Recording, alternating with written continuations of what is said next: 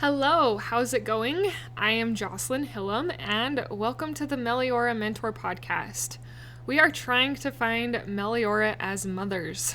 Meliora means better in Latin, and we want to find a better mindset for a better life and also for a better pregnancy.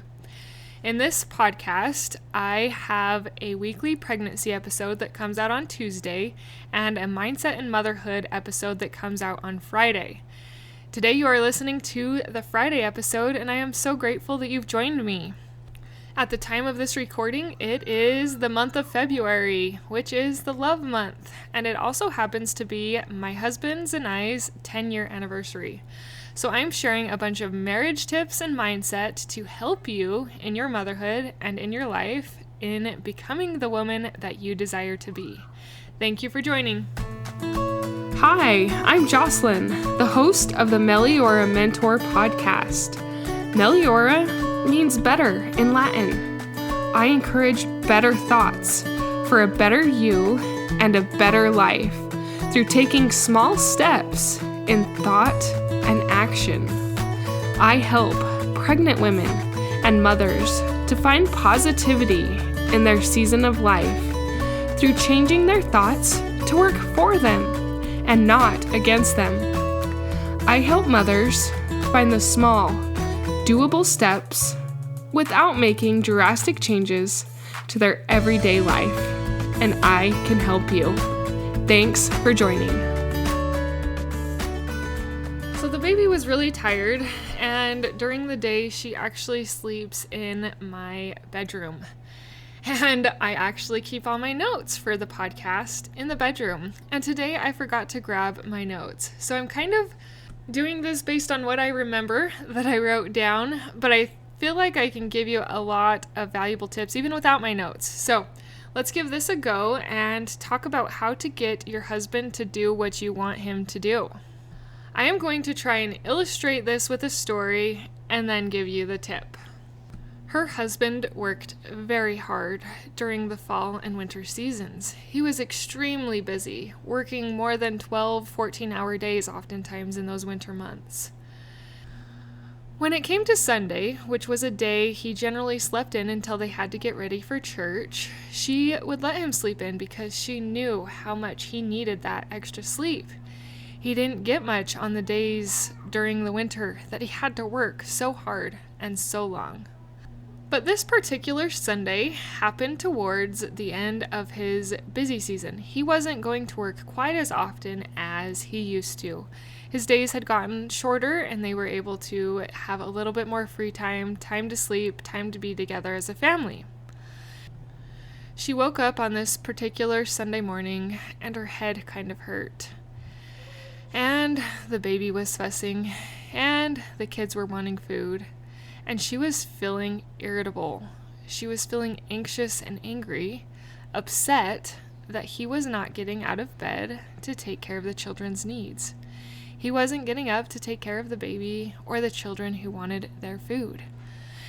And she was upset because she had done that all winter. She had got up early on Sundays, and now when she wasn't feeling good, she wanted to sleep in a little bit.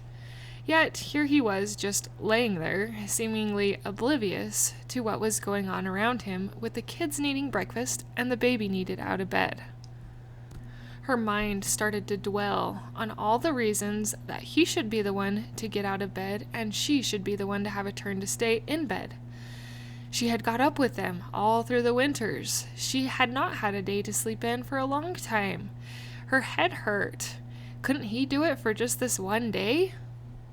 Those and many other reasons ran through her mind of why she was to be the one to stay in bed. But that was the key. They ran through her mind. She didn't voice any of these opinions or desires out loud to her husband. As women, we can be very sensitive to others' needs. We can know what they need and want sometimes without them even asking. We're very observant that way. Men are not wired the same way, or at least most men are not. They're very one-track mind, and sometimes they have to be told what to do. That is actually the tip I am giving you for this podcast and how to get your husband to do what you want him to do. You have to tell him. You can't just expect him to read your mind and know exactly what you want and how you want it. In the situation, I gave you the example of the mom laying in bed, wanting her husband to do something about it, but she didn't voice that to him at all.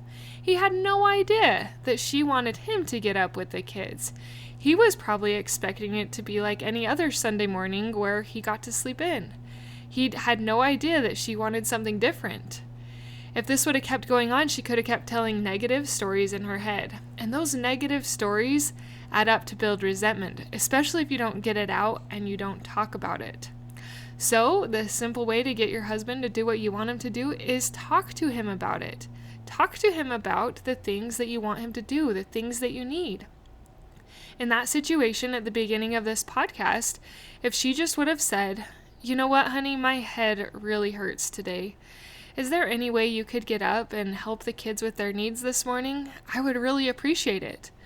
If she would have just voiced that opinion to him, instead of lying in bed, building resentment, building anger, building a grudge, it would have helped the whole morning run a whole lot smoother. There can be often times in our marriage where we want our husband to do something, but we're not very good at telling him or asking him. We just expect him to be able to read our mind or to know, because they've lived with us for 10 or more years or whatever years you're on, that they should know what we want because that's what we've wanted in the past. But that is not always the case. In fact, it is better if you just kind of lay it out and tell them, like, I really need some help in this area. I need you to step up, or I need your help, or we need to figure out a way to solve this problem because it's hard for me. If we're not careful, these can also set up to lose-lose situations, which I've done another marriage podcast on lose-lose situations. But I've been trying to write down things where my husband has been in a lose-lose situation because of me. And there have been a few others that have popped up that if we're not careful with the resentment we're building, we're going to set up another lose-lose for him in our marriage, which is not what we want to do. We want to build and strengthen our marriage. We want to have those bonds that are good. We don't want to have that resentment, those grudges, drive a wedge in our marriage. Because it's those little negative thoughts that if they're compounded and added up over a long period of time, they will drive your marriage apart. They will drive you to where you can't find reasons that you love your husband. But that is not what we are trying to create. We are trying to get rid of those wedges, and we are trying to create the beautiful marriage that we believe in having. And often that just involves simply telling your husband what you would like. Now, you can say it nicer than, "Please get out of bed and help the kids." You could kind of say exactly what I said earlier, like, "I'm not feeling the greatest. I would really enjoy a day to sleep in. Is there any way you could help with the kids?" Like, how we phrase it and our tone when we ask can make a difference. And you'll be able to handle these situations a little bit better as you learn to communicate your needs better. Instead of getting frustrated when you're having to take the garbage out to the trash again and thinking, "Man, I wish he would just do that," maybe ask him, "Hey, it's really hard for me to get the trash out. Is there a time that we could set up some sort of trigger for you to remember to take the garbage out for me? I've got a lot on my plate." Instead of getting really irritated that his clothes are on the floor and you don't like to clean up after him, and just thinking those thoughts like, "Why can't he pick up his own clothes? Really? I have to do it again?" Instead of thinking thoughts like that, you can talk to him and say, "Honey, I see that your clothes are collecting on the floor. How can I help you to remember to pick them up? Or should we enlist some help of our children to help you pick up your clothes?" There's a lot of options that can come when you are trying to figure out and tell your husband what you want. Be creative and let me know if telling him what you want actually helps you and your husband in your marriage, especially to not build resentment. So to sum up today's podcast episode, it's pretty simple. How do you get your husband to do what you want him to do? You ask him. You ask him and don't expect him to read your mind. Don't infer or assume that he knows what you want, because usually he doesn't. They need sometimes a little spurring on in these instances. If you need deeper help with your marriage, with your pregnancy, or with losing baby weight, I offer coaching.